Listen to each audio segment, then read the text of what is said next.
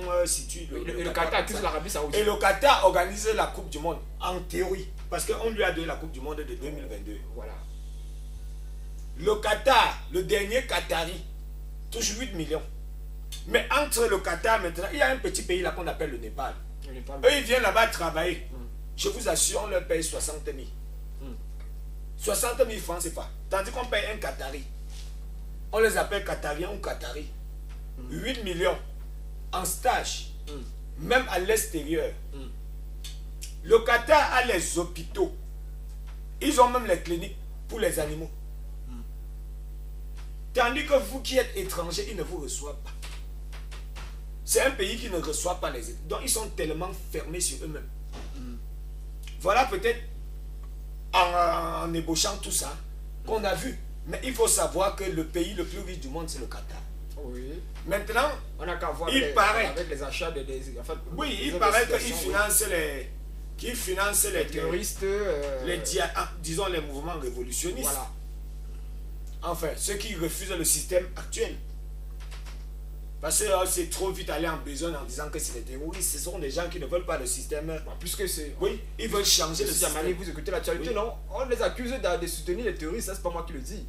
Les terroristes, c'est qui? C'est des êtres humains. Quand vous parlez, vous savez pourquoi je n'aime pas prononcer le mot terroriste? C'est tout simplement parce que à l'époque, on appelait nos frères Makiza et on croyait que c'était des singes alors que c'était des hommes. Donc soyons toujours un peu retenus dans les expressions et essayons plutôt de développer un dialogue positif. De telle manière où on essaie de pratiquer des politiques inclusives. Que personne ne se sente exclu de la société humaine. Monsieur Amani, on ne va pas quitter ce studio sans donner juste une toute petite information par rapport à la page sportive. Il faut noter que ce Camerounais, comme ça, il s'appelle Mbappé, il jouait comme ça pour le club Monaco. Il a signé hier quelques heures avec le Paris Saint-Germain. Voilà, il s'appelle Mbappé, Etienne Mbappé. Voilà, à ne pas confondre avec. Voilà une Afrique qui est toujours debout. L'Afrique est peut-être.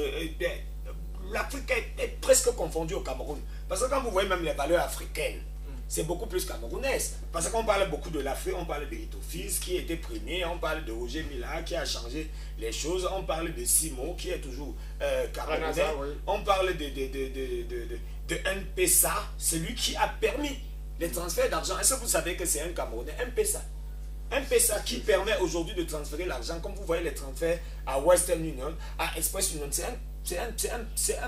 c'est un Camerounais. Monsieur Mani, est-ce qu'on peut dire je n'ai pas son nom, je crois que je vais vous donner son nom la prochaine fois. Est-ce qu'on s'est pas tenté de dire que le Cameroun, les Camerounais ont vraiment le vent en poupe? Mais ce n'est pas pour rien qu'on a dit que le Cameroun c'est l'Afrique en miniature. On a pratiquement tout ici. Il n'y a rien qui manque ici. Quand on voit les pyramides, quand vous voyez les toits coniques qui sont dans les chefferies baminiquées, ça vient de l'Égypte. Voilà. Alors quand on voit des cultures, quand on voit les Manu Dibango qui plafonnent dans leur activité sur le plan mondial, ils sont camerounais. Donc il faut dire que le Cameroun a toutes les potentialités de réussir. Même dans le faux, quand on parle des Féman, ils sont camerounais. Voilà. Dans le vrai comme dans le faux, le Cameroun. Tout à l'heure, je voulais parler de ce Guillaume Mbappé. Et non, il tient Mbappé. Guillaume Mbappé. Oui, il est au PSG. Voilà, ça, c'est très bien. Oui, maintenant, il va remplacer Eto'o.